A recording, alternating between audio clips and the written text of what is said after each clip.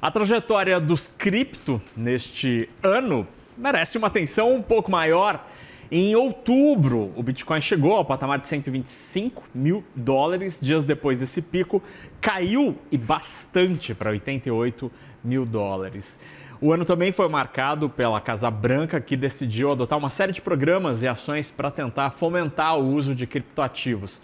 Mas o efeito dessa agenda ainda não se fez presente nas cotações. Sobre esse cenário, eu converso agora com Rony Zutzer, Head de Research do mercado Bitcoin. Rony, falei teu sobrenome certo? Não devo ter dito, né? Olá, Fernando, tudo bem? Muito boa tarde a todos. Não foi certo, mas foi certo o suficiente. Tá tudo bem. Como é o certo, então? É Schuster, como se fosse um espirro. Assim. Muito bem, Schuster. Então vamos lá, Rony. Quero te ouvir sobre um balanço de 2025. A gente começou o ano e com a chegada de Donald Trump, muita gente achava que ia ser o ano do cripto. Mas não foi. O que aconteceu? Boa tarde. Exatamente, muito boa tarde. Olha, até o título aqui está deixando bem claro, né? A trajetória do Bitcoin foi marcada por muita volatilidade, principalmente nesse ano, né? Na verdade, desde que o Bitcoin surgiu já lá em 2009, já são 16 anos aí com muita volatilidade, mas esse ano a gente teve diversos fatores que mudaram um pouco a trajetória do Bitcoin, né? Vamos discutir um pouquinho deles. O primeiro ponto é até interessante, né? Você comentou muito bem da mudança radical que a gente teve nos Estados Unidos, né? Isso foi realmente uma mudança muito importante para o segmento cripto nesse ano, né? E, na verdade, tem um ponto bem interessante em relação a isso também, né? Esses dados que você acabou de comentar de valorização são no ano de 2025. Mas se você lembrar, a gente teve a eleição do Donald Trump no início de novembro do ano passado, né? Então, por isso que o Bitcoin está performando aí tão mal, né, nesse recorte que você pegou. Mas eu sugiro aí, depois que vocês peguem um recorte de 1 ano e meio, 1 ano e 3 meses, a gente vai ter uma performance bem mais positiva, justamente porque teve toda essa animação com a eleição do Trump nos Estados Unidos, né? E por que isso, né? Porque nos últimos 4 anos antes desse ano atual, que a gente tinha o governo do Biden e dos democratas, a gente tinha um governo americano muito anticripto, né? Ou seja, fazendo medidas praticamente que ativamente para não deixar a indústria cripto crescer de forma livre nos Estados Unidos, né?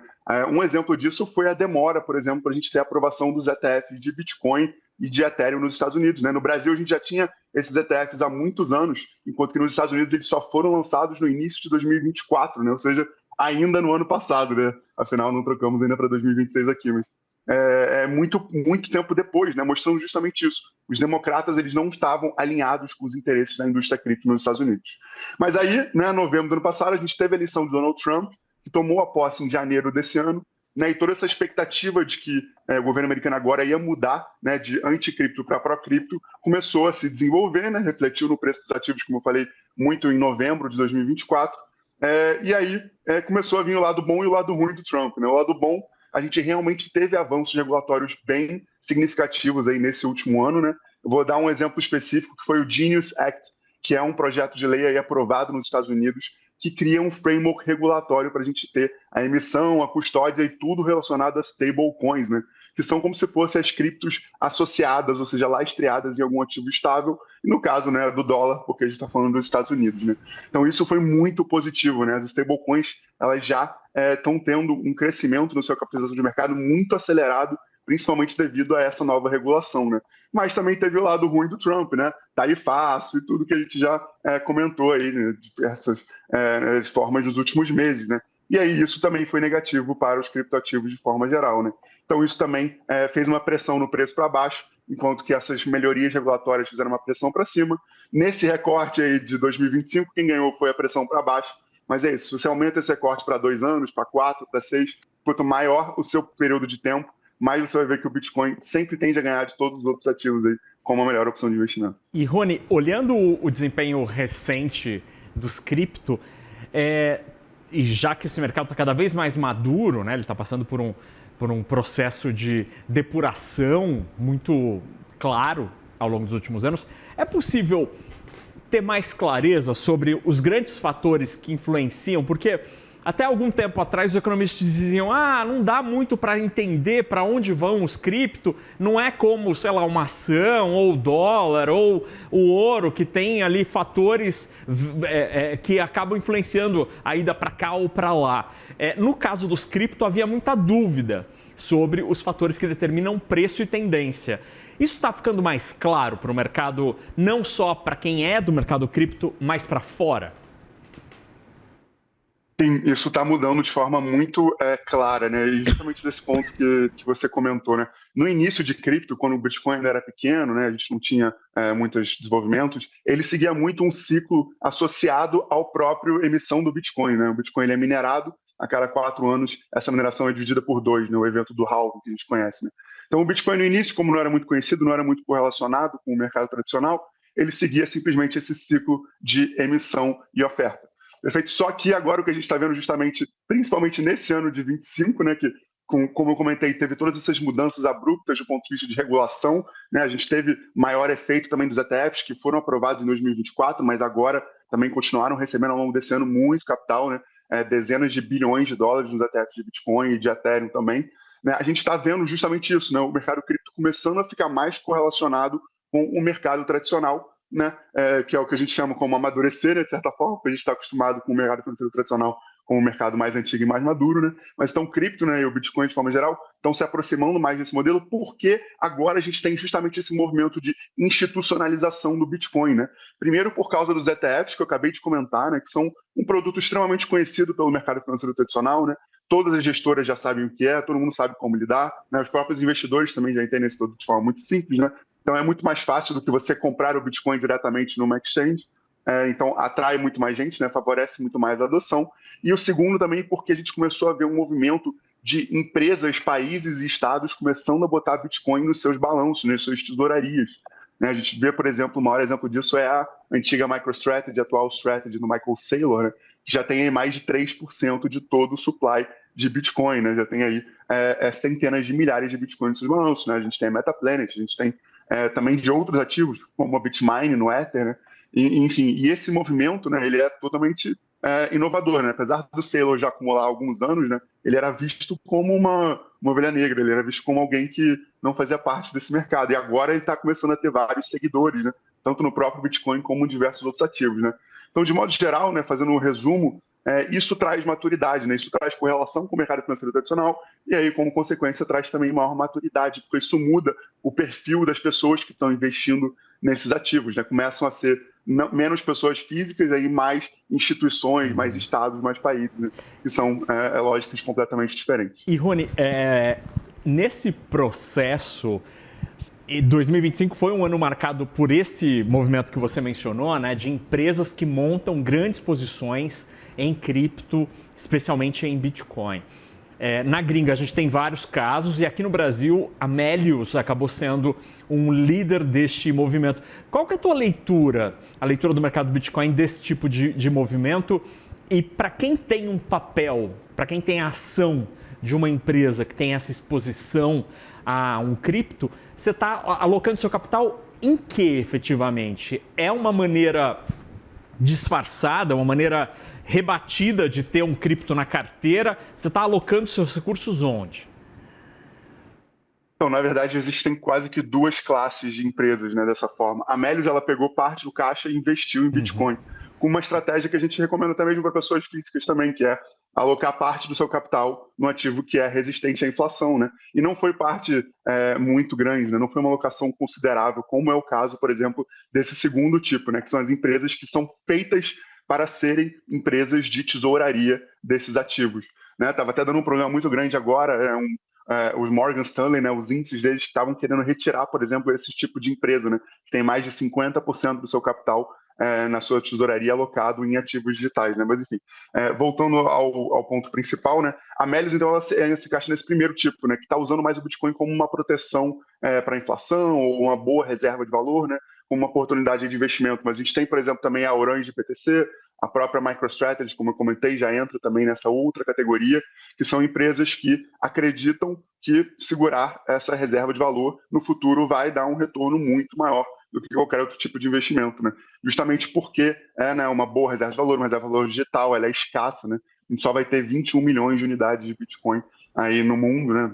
Para sempre, não tem como fazer mais do que isso, né? Então, essa estratégia da Melius já é interessante, óbvio, né? A gente recomenda essa estratégia para todos os tipos de empresas de forma geral, mas as empresas de tesouraria mais robustas, como essas que acumulam, aí no final das contas não vão acabar sendo muitas, né? Até porque é isso, né? Nem tem Bitcoin suficiente para todo mundo, né? Pessoa física, quem dirá ainda, se a gente incluir as empresas, né? Mas essas duas estratégias realmente estão fomentando muito mais a adoção dos criptoativos, né? E muito mais por esse perfil de player também institucional.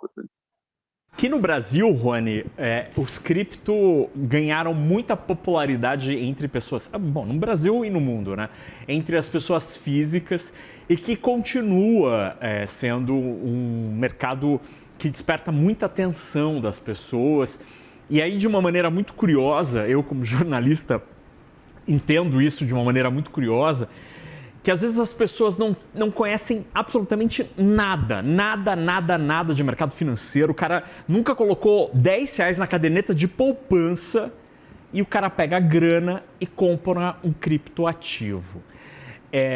E aí eu te digo isso com toda a franqueza do ponto de vista jornalístico e como jornalista, repórter de economia, acho isso absolutamente temerário. A pessoa precisa entender como funciona, sei lá, a renda fixa, como funciona o mercado de renda variável para começar a ir para coisas mais sofisticadas. Qual que é a leitura do mercado Bitcoin, como sendo hoje um dos caras mais importantes desse mercado no Brasil, sobre este papel educacional, sobre entender este investimento, especialmente para o pequeno investidor que às vezes não sabe nada de mercado financeiro? Cara, a sua pergunta é incrível e extremamente pertinente e é justamente grande parte também do meu trabalho lá no MB e do MB como uma empresa como um todo, né? Justamente isso, né? Acontece muito, infelizmente, isso, né? De gente que só está interessada na especulação, né? Só quer valorização, depois vender, né? Nem entende o que está fazendo no final das contas, né? Nem entende o risco que está botando no portfólio, né? Não calcula, não gerencia.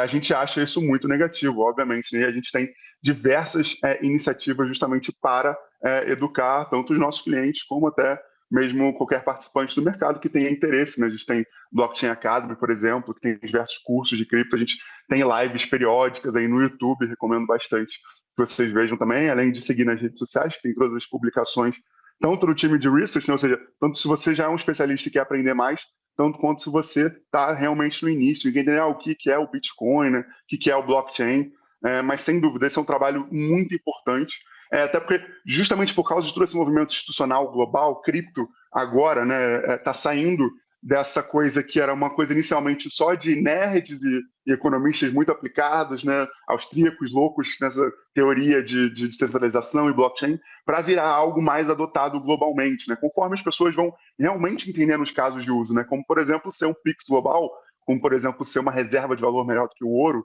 né, tudo isso são casos de uso muito válidos que não são a especulação, né, que acaba atraindo muita gente, mas não é o caminho de entrada ideal. Mas conforme mais pessoas vão aprendendo esses outros casos de uso, né, e vão vendo como isso é relevante no mundo, né, um exemplo disso, no Brasil isso é menos visível, mas eu estava na Argentina agora, que teve uma conferência da Ethereum lá, e a gente vê muitas lojas já aceitando o SDT, né, o dólar tokenizado, né, stablecoin de dólar. Né.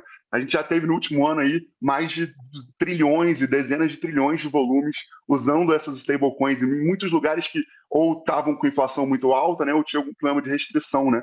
Então, justamente esse é o onboarding mais legal que a gente tem em cripto, né, alguém usando o cripto para realmente resolver um problema que ele tem na economia e no mundo real, né, e não a questão especulativa, né, mas óbvio que a gente sempre vai ter que lidar com esses dois cenários, né, o que a gente sempre faz como MB é tentar trazer as pessoas, né, desse lado especulativo para elas aprenderem também o lado de caso de uso, o lado de que realmente resolve problemas e de que realmente na minha opinião, pelo menos, uma das tecnologias mais revolucionárias aí do século. Talvez junto com AI também, porque AI também é muito revolucionário. Eu devo dizer que assim, a primeira pessoa que...